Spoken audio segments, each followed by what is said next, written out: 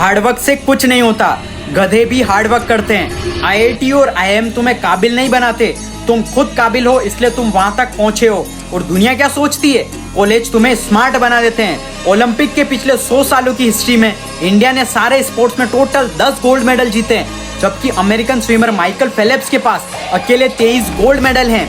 खेलों की दुनिया में स्विमर्स की बॉडी को सबसे अच्छा माना जाता है, क्योंकि वो न तो जूडो बॉक्सर्स प्लेयर्स की तरह मस्कुलर होते हैं और ना ही एथलीट की तरह पतले, लेकिन एकदम परफेक्ट। अब ये मत सोचो कि ये लोग पूरे दिन तैरते हैं और इसलिए उनकी बॉडी ऐसी है, नहीं, सच ये है कि उनकी बॉडी पहले ऐसी बन जाती है, इसी वजह से वो अच्छे से तैर पाते हैं। फेयर एंड लवली एड्स में मॉडल उस प्रोडक्ट का यूज करके खूबसूरत नहीं लगती, वो पहले से खूबसूरत है, इसीलिए उसे एड के लिए चूज किया जाता है और लोग सोचते हैं कि उस प्रोडक्ट ने उसे खूबसूरत बनाया है। ये सिर्फ आप लोगों का इल्यूजन है, जो आपका माइंड आपको बेवकूफ बनाता है और लोग सोचते हैं कि इन सब चीजों को करके वो भी उन सभी लोगों के जैसे सक्सेसफुल बन जाएंगे, लेकिन ये सच नहीं है। हर कोई सुबह 5 बजे उठकर सफल नहीं बन सकता।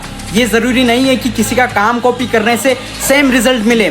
सक्सेस बहुत सारी चीजों का कॉम्बिनेशन होता है, जो लोग अक्सर नहीं समझते हैं। हार्वर्ड या ऑक्सफोर्ड किसी को स्मार्ट नहीं बनाते, वो सिर्फ इंटेलिजेंट स्मार्ट स्टूडेंट्स को चूज करते हैं। It's factor of selection, not the result of activity.